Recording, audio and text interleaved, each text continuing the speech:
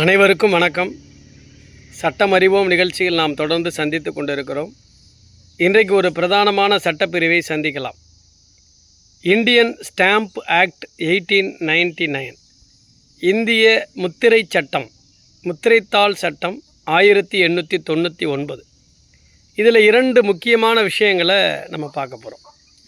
பொதுவாக இன்றைக்கு எல்லோருக்கும் ஒரு சந்தேகம் இருக்கும்.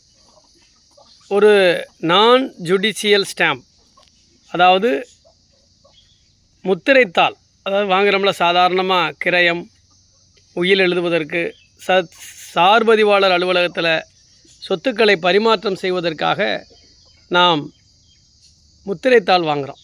நான் ஜுடிஷியல் ஸ்டாம்ப், நீதிமன்றம் அல்லாத, நீதி நடவடிக்கை அல்லாத அந்த முத்திரைத்தாள்களை நம்ம வாங்குகிறோம்.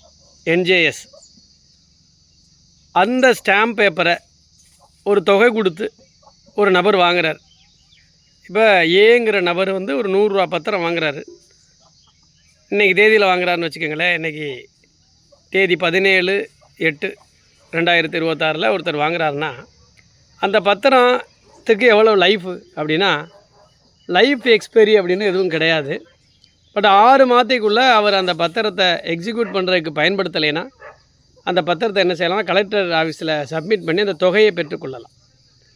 இதுவும் அவர் செய்யலை. பட் அந்த பத்திரத்தையும் பயன்படுத்தலை, வச்சுருக்கார். ஆனால் அதை பிங்கிற ஒரு தம்பி அந்த பத்திரத்தை எடுத்து இன்னொருத்த நபரோட ஏதோ ஒரு டிரான்சாக்ஷனுக்கு அந்த பத்திரத்தை பயன்படுத்திட்டார். இப்போ இது செல்லுமாங்கிற கொஸ்டின் எல்லாருக்கும் இருக்கும். ஏங்கிற நபர் வாங்குறாரு ஒரு பத்திரம், அவர் பேரில் இருக்குது. அதை பிங்கிற நபர் சிங்கிற நபரோட ஒரு ஒப்பந்தம் ஏற்படுத்திக்கிறக்காக பயன்படுத்திக்கிட்டால் அந்த பத்திரம் செல்லுமா அப்படின்னா நிச்சயமாக செல்லும். பத்திரம் எப்படின்னா இன்வேலிடுன்னு சொல்ல மாட்டாங்க. பட் முறையற்ற ஸ்டாம்ப்பு செலுத்தப்படலை, அவ்வளவுதான். ப்ராப்பர்லி நாட் ஸ்டாம்ப்டு, அவ்வளவுதான். ஏங்கிற நபர் வாங்கின பத்திரத்தை பிங்கிற நபர் பயன்படுத்துறதுனால அந்த ஆவணம் பொய்யென்றோ ஆவணம் இன்வேலிட் ஆகாது, செல்லாதது ஆகாது.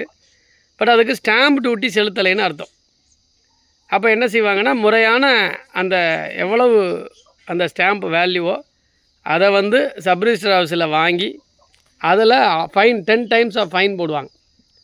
ஃபைன் போட்டு அது முறையான ஸ்டாம்ப்பு செலுத்தப்பட்ட, முத்திரைத்தாள் செலுத்தப்பட்ட ஆவணமாக எடுத்துக்கிடுவாங்க.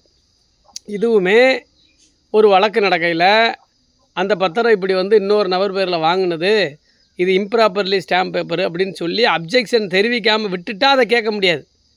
எந்த கோர்ட்டில் விசாரணை நடக்குதோ அப்பொழுதே இதை என்ன செய்யணும், இது இன்னொருத்தர் பேரில் வாங்கியிருக்கு, அப்போ இது இம்ப்ராப்பர்லி ஸ்டாம்ப்டு ஆவணம், இந்த ஆவணத்தை மார்க் பண்ணக்கூடாது, இதை மார்க் பண்ணணுமா நீங்கள் ஃபைன், இது அபராதம் எவ்வளோது 10 டைம்ஸோ எவ்வளோதோ அதை நீங்கள் அந்த ஸ்டாம்ப் டியூட்டியை கட்டணும்னு சொல்லி பிரதிவாதி தரப்புலையோ வாதி தரப்புலையோ அதை அப்ஜெக்ட் பண்ணக்கூடிய நபர் அப்ஜெக்ட் பண்ணணும். அப்ஜெக்ட் பண்ணாமல் விட்டாச்சுன்னா அதை என்ன செய்ய முடியாது, அடுத்து கோர முடியாது. இது ஒரு விஷயம். அப்போ ஒரு நபர் பேரில் வாங்குகிற பத்திரத்தை இன்னொரு நபர் பயன்படுத்தும் பொழுது அதில் இன்வேலிடி கிடையாது. பட் ப்ராப்பர் ஸ்டாம்ப் டியூட்டியை கோர்ட்டு கட்ட சொன்னால் கட்டணும். இதை எல்லோரும் தெரிஞ்சுக்கலாம். இன்னொன்று, ஏங்கிற நபர் வாங்கியிருக்கிற பத்திரத்தை பிசி ஒரு ஒப்பந்தம் போட்டு முடித்து அது ட்ரையல் ஆகி அது அவங்களுக்கு போயிடுச்சு, டிரான்சாக்ஷன் ஆகி வாரிசாக போயிடுச்சுன்னா அது வரையில் எந்த அப்ஜெக்ஷனுமே யாருமே இல்லைன்னா அது முறையான ஆவணம் தான், அதில் எந்த பிரச்சனையும் இல்லை.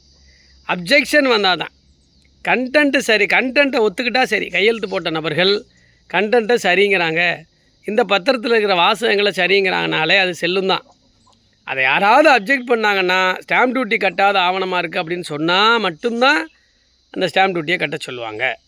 இந்த விஷயத்தை 1899 இந்திய முத்திரைத்தாள் சட்டம், இந்தியன் ஸ்டாம்ப் ஆக்ட் 1899 பிரிவு 6(2), அதுவும் 35, 36, செக்ஷன் 35, 36 இந்த விஷயங்களெல்லாம் இந்த இம்ப்ராப்பர்லி ஸ்டாம்ப்டு ஆவணங்களை பற்றி சொல்லுது.